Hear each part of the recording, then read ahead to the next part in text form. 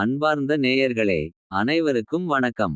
நாம் இந்த பதிவில் சாணக்கிய நீதியில் 2 இல் 27 ஐ பார்க்க இருக்கிறோம். யாரும் தங்கமானை செய்வதில்லை. யாரும் அது போல் ஒன்றை பார்த்ததில்லை, கேட்டதில்லை. ஆனாலும் ரகுநந்தன் அதில் மயங்கினான். அழிவின் போது ஒருவரின் மனம் விபரீதமாக செயல்படும். சில சமயங்களில் தர்க்கம் கடவுளர்களை கூட தோல்வியடைய செய்யும்.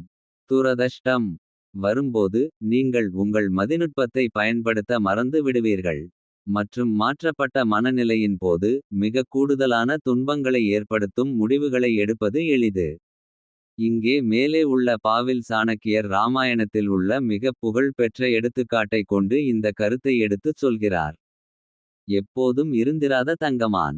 ராமாயணத்தின் முக்கிய நிகழ்வு ஒன்றில் சீதையை மயக்க அரக்கர் தலைவன் ராவணன் தன்னை மாறி ஈசன் என்ற ஒரு தங்கமானாய் மாறுவேடமிட்டு கொள்கிறான்.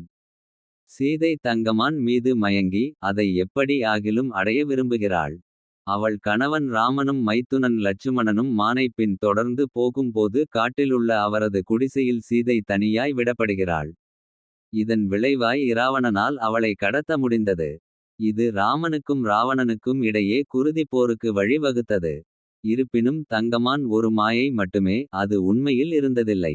சீதா வலையில் விழுந்தது மட்டுமல்லாமல் ராமபிரானே அதை நம்பினார் மற்றும் அதன் பலனாய் அவர் தன்னுடைய மனைவியை இழக்கும் துரதிர்ஷ்டத்தை அடைய நேர்ந்தது. முரண்பாடுகள் மற்றும் முகாந்திரம். ஒரு நபருக்கு நற்பேறு இல்லாமல் போகும்போது தர்க்கமும் பகுத்தறிவும் அவரை விட்டு ஓடி விடுகின்றன.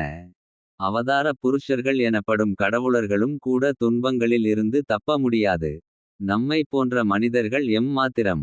முடிவெடுக்கும் போது நுட்பமான விவரங்கள் அனைத்திலும் கவனம் செலுத்தி நோக்குங்கள். யாரையும் அல்லது எதையும் குறைத்து மதிப்பிடாதீர்கள். ஏனென்றால் நற்பேறு நிலையற்றது மற்றும் அது ஒரு கணத்தில் ஒருவரின் வாழ்க்கையை தலைகீழாய் மாற்றக்கூடும்.